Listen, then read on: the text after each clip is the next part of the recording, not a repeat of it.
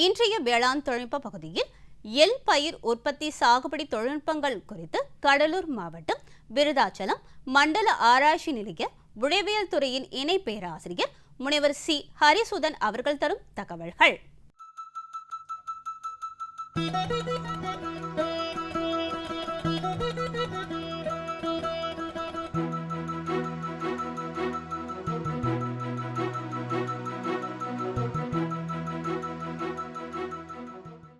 எள் பயிர் பார்த்திங்கனாக்கா நமக்கு ரொம்ப பழமையான பண்டை தொற்று சாகுபடி செய்யக்கூடும் பயிர்.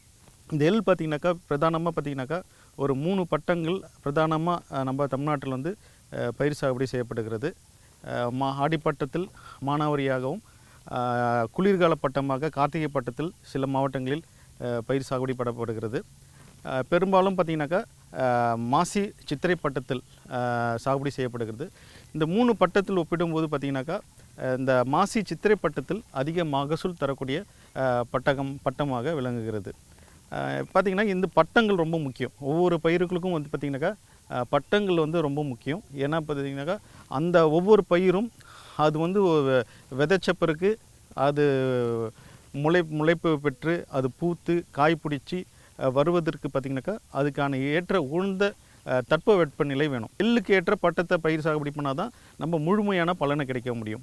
நம்ம பட்டத்தை தவறி வேறு பட்டத்தில் நம்ம ஒரு 15 நாளோ ஒரு 20 நாளோ தள்ளியோ இல்லை முன்கூட்டியோ சாகுபடி செஞ்சால் அந்த பூக்கிற சமயத்துலையோ அந்த காய் பிடிக்கிற சமயத்துலையோ அதுக்கு உகந்த தட்பவெப்பநிலை கிடைக்காது, அதுக்கு உகந்த ஈரப்பதம் கிடைக்காது, அதுக்கு உகந்த காற்றின் ஈரப்பதம் இதெல்லாம் கிடைக்காத சூழ்நிலையில் சரியான மகசூல் கிடைக்காது. அதனால் எள்ளுக்கு ஏற்ற பட்டத்தில் அதை வந்து சாகுபடி செஞ்சால் நம்ம செய்யக்கூடிய உழைப்புக்கு ஏற்ற பலன் கிடைக்கும். ஆகையினால் மானாவாரியாக சாகுபடி பண்ணுறவங்க, நீர்ப்பாசன வசதி இல்லாதவங்க மானாவாரியாக சாகுபடிங்க ஆடிப்பட்டத்திலும், அடுத்ததாக பார்த்திங்கனாக்கா குளிர்கால பட்டத்தில் பார்த்திங்கன்னா விழுப்புரம் மாவட்டம் மற்றும் அந்த காஞ்சிபுரம் இந்த மாதிரி மாவட்டத்தில் பார்த்திங்கன்னா குளிர்கால பட்டமாக கார்த்திகை பட்டத்தில் பண்ணுறாங்க. பெரும்பாலும் பார்த்திங்கனாக்கா மாசி சித்திரை பட்டத்தில் சாகுபடி பண்ணுறாங்க.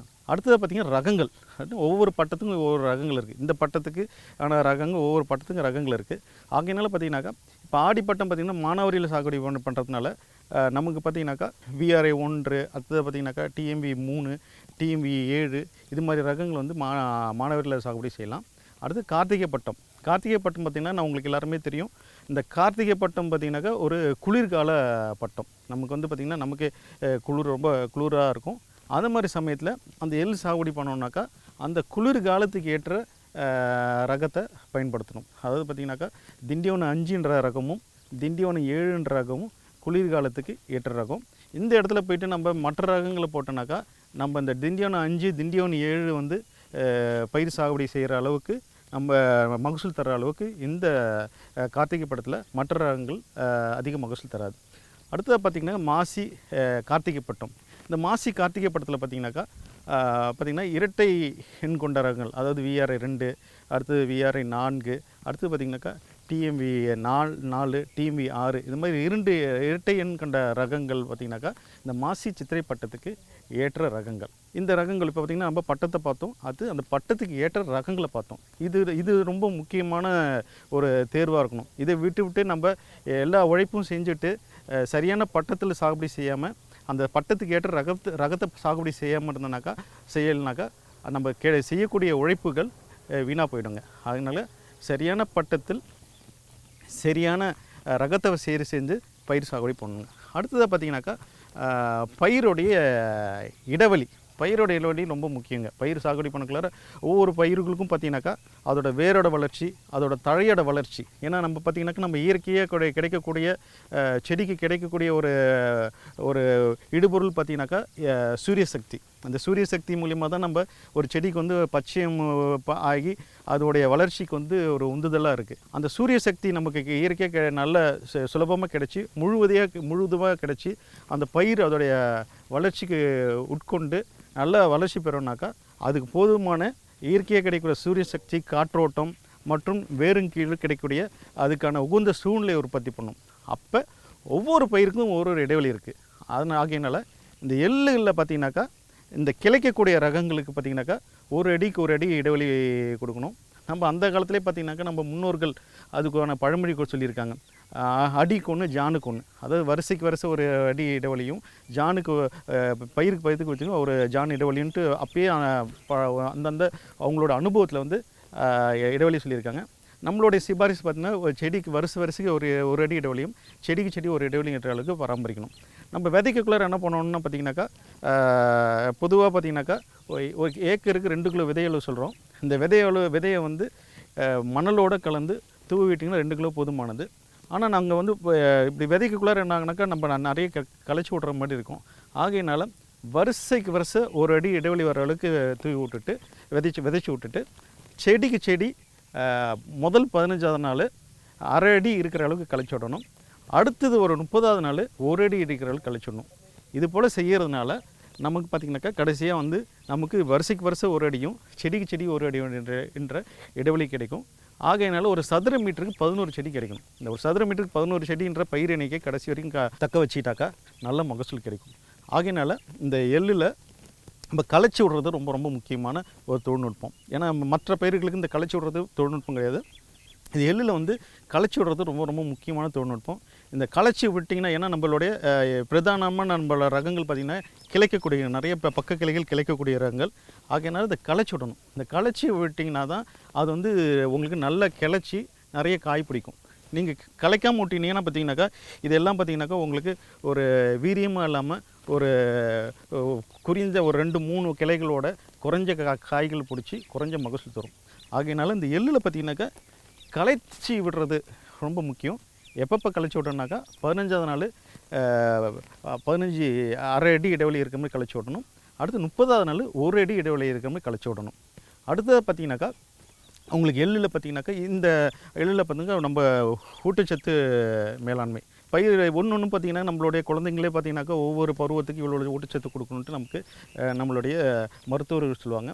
நாங்களும் என்ன சொல்கிறோம், ஒவ்வொரு பயிர்களுக்கும் அதோட பருவத்துக்கு ஏற்ற அதுக்கான ஊட்டச்சத்து கொடுக்கணும்.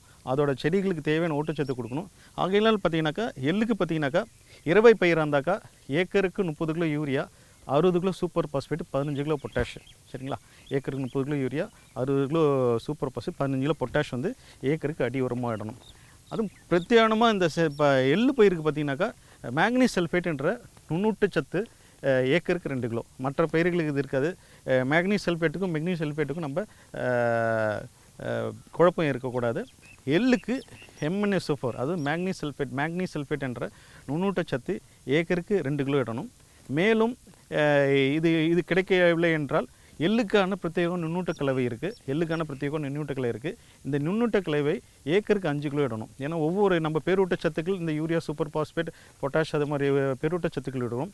ஆனால் இந்த நுண்ணூட்டச்சத்துக்கள் 1-2 குறைபாடு இருந்தாலே அது வந்து மகசூல் இழப்பீட்டில் இருக்கும். சரிங்களா? நம்மளது எண்ணெய் வித்து பயிருன்றனால நமக்கு இந்த கந்தக சத்து ரொம்ப முக்கியம்.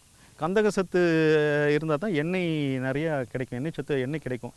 ஆகையினால் இந்த நுண்ணூட்ட கலவை நம்ம ஏக்கருக்கு ஒரு 5 கிலோ இடணும். இதில் பார்த்திங்கனாக்கா எல்லா தேவையான நுண்ணூட்ட கலவை இருக்கும். அந்த பயிருக்கு தேவையான எண்ணெய் சத்து அதிகம் கிடைக்கப்படுறது. அடுத்ததாக பார்த்திங்கனாக்கா உங்களுக்கு வந்து பார்த்திங்கனாக்கா கலை பார்த்திங்கன்னா நம்ம அந்த இதிலே ஒரு பழமொழி இருக்குது, ஆங்கிலத்துலேயும் பழமொழி இருக்குது. பார்த்திங்கன்னா 1 ஆண்டு களை விதைப்பு 7 ஆண்டு களை எடுப்பு. கலை மேலாண்மைன்றது பார்த்திங்கனாக்கா நம்ம பயிர் சாகுபடி சமயத்தில் பண்ணுறதை விட பயிர் சாகுபடி பண்ணுறதுக்கு முடியாமல் நம்மளோட வயலை வந்து சுத்தமாக வச்சுருக்கோம். நம்ம பொதுவாக நம்ம செய்கிற தவறுகள் என்னென்னு பார்த்திங்கனாக்கா ஒரு பயிருக்கும் இன்னொரு பயிருக்கும் உள்ள இடைவெளி சமயத்தில் களையை நன்கு வளர விட்டுறோம். அந்த களைகள் பார்த்திங்கனாக்கா நல்லா பூத்து காய் வச்சு அந்த களை உங்களோட வயல் பார்த்திங்கனாக்கா களை விதை வங்கியாகவே மாறிடும். அந்த அளவுக்கு களைகள் வந்து இருக்கும். ஆகையினால இந்த களை கட்டுப்பாடுன்றது பயிர் சாகுபடி சமயத்தில் மட்டும் இல்லாமல் பயிர் சாகுபடி பண்ணுறதுக்கு முன்னாடியே அந்த களையை வந்து கட்டுப்படுத்தணும். இதுக்கு தான் பார்த்திங்கனாக்கா நம்ம ஒரு கோடை காலத்தில் ஒரு கோடை உழவு செஞ்சிங்கனாக்கா கோடி நன்மை பெறலான்ற பழமொழி இருக்குது. அது மாதிரி கோடை காலத்தில் நல்ல வெயில் காலத்தில் நல்ல ஒரு உழவு ஓட்டினாக்கா இருக்கிற களைகள் எல்லாமே பூக்கிறதுக்கு முன்னாடி அதை செஞ்சிட்டாக்கா அது காய் வச்சு அதிக விதை வச்சு அந்த உங்களோட வயல் வந்து களை விதை வங்கியாக மாறாமல் நம்ம தடுக்கலாம். ஆகையினால பயிர் சாகுபடி பண்ணுறதுக்கு முன்னாடியே ஒரு உழவு ஓட்டி விட்டு நல்ல களையை கட்டுப்படுத்தணும். நம்ம ஏற்கனவே சொன்னது போல் இதுக்கு ஒரு பழமொழிக்கு 1 ஆண்டு களை விதைப்பு 7 ஆண்டு களை எடுப்பு. ஒரு வருஷத்துக்கு நீங்கள் வந்து களையை விட்டுட்டிங்கனாக்கா அது விதை வந்து அதில் தங்கிடுச்சுனாக்கா 7 வருடத்துக்கு நீங்கள் களை எடுத்து மாளாது சரிங்களா. அந்த அளவுக்கு களையினால் பெரிய பாதிப்புகள் இருக்குது. இந்த களைகள்னால பார்த்தீங்கன்னாக்கா உங்களுக்கு நிறைய இந்த எள்ளில் பார்த்தீங்கன்னாக்கா பூ உதறி நோயெலாம் இருக்குது. அதுக்கு பார்த்திங்கன்னா முக்கியமான இது பார்த்தீங்கன்னாக்கா இந்த நாய்க்கடுகு. இந்த நாய்க்கடுகுலாம் பார்த்தீங்கன்னாக்கா இது பரப்பி விடுறதுக்கு அந்த தத்துப்பூச்சிக்கு இருப்பிடமாக இருக்குது. அதனால் வந்து பார்த்திங்கன்னா இது மாதிரி களைகளை வந்து நம்ம கட்டுப்படுத்தணும். பொதுவாக பார்த்திங்கன்னா எள்ளில் பார்த்திங்கனாக்கா உங்களுக்கு சாரணை, நாய்க்கடுகு, அப்புறம் இந்த கோபுரந்தாங்கி, அப்புறம் நிறைய களைகள், இந்த கீழாநெல்லி நிறைய களைகள் இருக்கும். இந்த களைகளை வந்து ஒரு 35-40 நாள் வரைக்கும் களைகளை நம்ம ஆங்கிலத்தில் வந்து கிரிட்டிக்கல் பீரியட் ஆஃப் வீடுன்னு சொல்லுவாங்க, வீட் காம்படிஷன் சொல்லுவாங்க. பயிர்களுக்கும் களைகளுக்கும் இடையே ஏற்பட்டக்கூடிய போட்டி காலங்கள் பார்த்திங்கன்னா இந்த 35-40 நாள் வரைக்கும் இந்த போட்டி இருக்கும். ஏன்னா பார்த்திங்கனாக்கா இந்த ஆரம்ப காலத்துலேருந்து களையும் பயிரும் ஒன்றோடு சேர்ந்து வளரும். ஒன்றோடு சேர்ந்து வரலுக்குள்ள ஒன்றோட ஒன்று போட்டி போட்டு எது முந்திட்டு வரணுன்ற போட்டிகள் இருக்கும். ஆகையினால இந்த களையை வந்து நம்ம கட்டுப்படுத்தணும். 15ஆவது நாள் ஒரு கைகளையும் 30ஆவது நாள் ஒரு கைகளையும் எடுக்கலாம். இல்லை களைக்கொல்லி எனக்கு ஆள் கிடைக்கவில்லைனாக்கா பெண்டிமெத்தில்ன்ற களைக்கொல்லியை 1 லிட்டர் தண்ணிக்கு, அதாவது 30 ஈசி கொண்ட களைக்கொல்லியை ஒரு 1 லிட்டர் தண்ணிக்கு 5 மில்லின்ற களைக்கொல்லியை ஒரு விதைச்ச ஒரு 3 நாளைக்குள்ளே விதைச்சிடணும். அடுத்ததாக பார்த்தீங்கன்னாக்கா அடுத்தது ஒரு 30ஆவது நாள் ஒரு 25ஆவது நாள் ஒரு கைகளை எடுத்திங்கன்னா அந்த களையை கட்டுப்படுத்தலாம். அடுத்தது பார்த்தீங்கன்னா நீர்ப்பாசனம். இது பார்த்தீங்கன்னா எள்ளுக்கு பார்த்திங்கன்னா அதிகமாக நீர் தேவை இருக்காது.